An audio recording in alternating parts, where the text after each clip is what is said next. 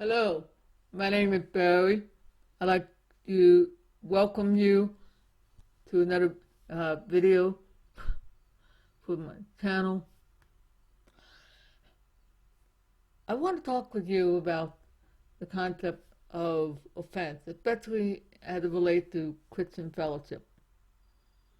Hopefully, you're noticing some distinct differences for today's layout. If everything goes to plan, the video should be in the upper left-hand corner and the text showing up on the right. Did I come up with this overnight? And what does this have to do with offense and fellowship? This is the connection. I've been posting my videos for the past couple of weeks, and I had originally thought, oh, let me put in a description, title, everything on one side of the screen, and hopefully it might entice. Not really. Then I got in touch with a fellow who is a YouTube, who's very knowledgeable on YouTube. And since I asked for feedback, he told me the simple truth. And he was very nice about it. Now, I'm starting off with that premise because I want to move into the actual issue. He told me that the text that you're using in the description and title is so small, I can barely read it. He probably reading it on his phone, on a smartphone, which is kind of like, ooh, me reading this. Ah! Not fun. Now, I thought I had a nice, clever design, but I didn't. It was more problematic. Now, I could have also said, oh, I'm offended that he did not like my opinion of what I think. Doesn't he know what I'm trying to do? Okay, don't worry if you didn't understand exactly what I was saying. The point is, I could have taken offense. I could have acted like, oh, he doesn't understand my creative. I could have did all kinds of crap. But no. The man is a respected member in the YouTube community who very kindly told me something I needed to hear.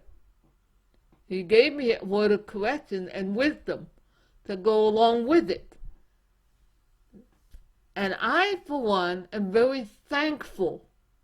I think the proverb about relating to the wise man who willing to listen to correction and add to his understanding. There's probably a couple of that. Hopefully they'll see them over there, I think. That's all right.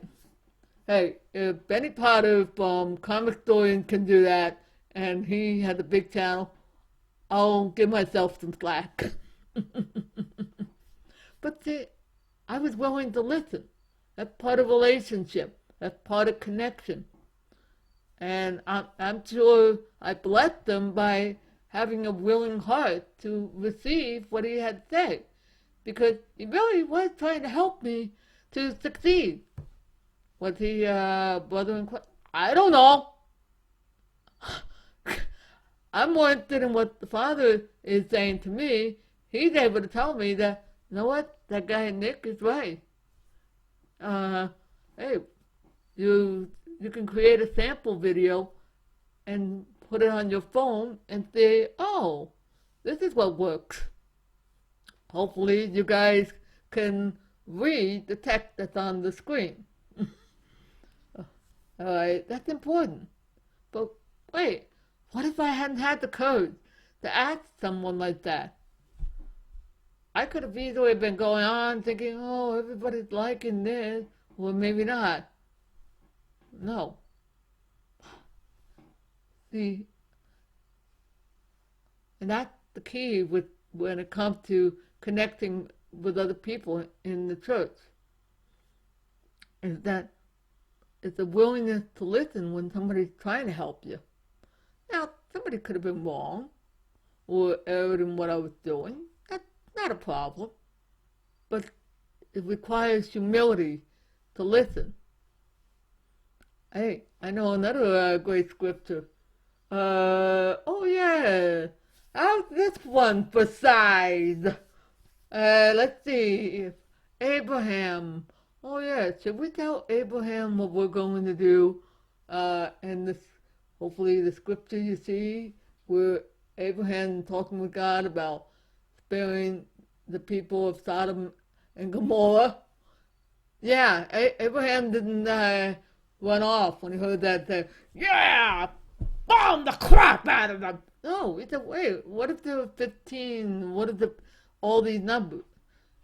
Oh, up, and there weren't 10 righteous people in that city. But you see, Abraham had one idea, like, whoa, and he talked with God about it. He didn't know what the Lord really was going to do and how he would operate, but he asked them and talked with them. I noticed that God didn't blast them, didn't complain, didn't say anything negative. No. And he also knew that Abraham was concerned about his nephew Lot and his family. Wow. It's okay to listen to people who have different views than yourself. That doesn't mean you're going to agree. Yeah. Now, we need, but what do we do? One of the objects I'm pointing to takes humility to be willing to listen. And be okay if I'm 95% wrong. I could be 100%. I don't know.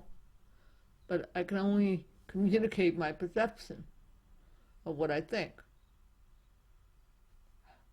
Now, does that mean I get the...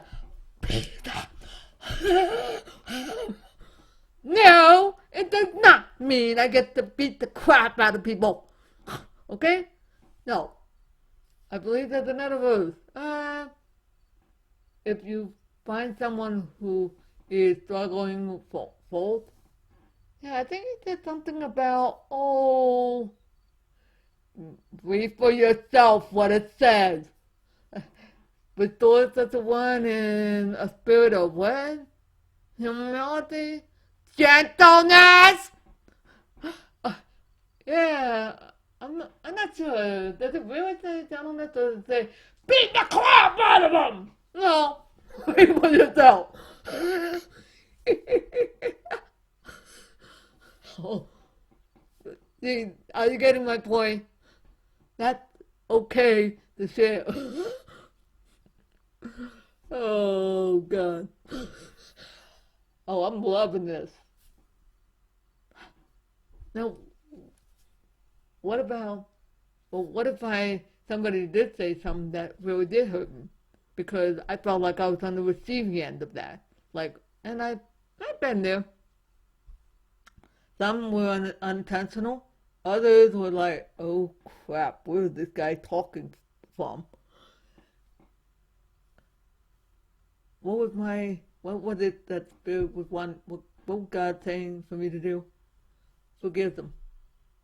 Just say, Father, I choose to forgive that person. I surrender my right to beat the crap out of them, or I surrender my right to hoist their butt to the highest petard. I think you're getting the idea. Let go. Let it go, let it go, let it go. And just forget them. Say, Father, I surrender it to you. I will leave them in your hand, Father. and I free myself from the weight of bitterness, weight, wrath, all these things. No, it's easy to say, I know. Believe me, I do know. I've had more than a few people who had I wanted to ram through the wall. Just because that's a drywall, not a brick wall.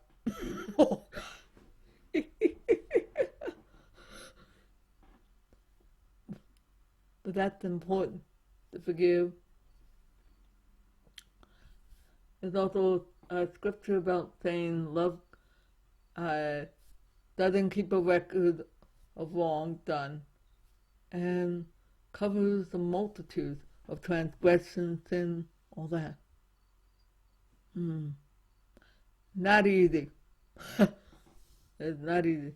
And God, I've heard a lot of good pastors say, we're not called to like everybody, but we are called to walk in forgiveness, mercy, and grace. And say, Father, I'm going to leave that person in your hand. Rather than hold on. Yeah, easy said, but you know what? We have a Father in heaven who is for us. We have Jesus who is the great advocate, intercessor, who's interceding. And you have the Spirit of God. If you're a believer, you have the Spirit of God in you, helping you. And believe me, I've had a couple of occasions where the Spirit was helping me. One time I heard what sounded like my brother telling me to stop before I made a fool of myself. Okay? And on another occasion, I heard the still quiet voice of the Spirit bringing to mind a scripture from, it's Ephesians 4. It says, be angry, but do not sin in your anger. In other words, don't do something stupid that you're going to probably regret.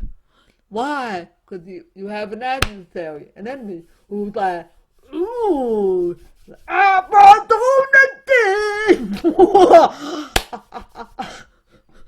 that's what he's doing, looking for a foothold, looking for a way to get in and cause havoc. That's why if Paul later instructs us and says, do not let the sun go down on your anger. And that, oh boy.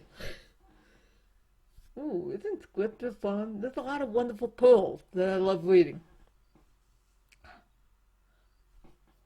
In another session, I hope to talk with you about dealing with church leadership, which requires a little more of a session. Hope you tune in for that video later. All right. Thank you for your time. I really wanted to go deeper and more, but I felt it important to deal with offenses and that, learning to walk in forgiveness with others, and grace and mercy, compassion, kindness. Yes, this includes being on the internet too.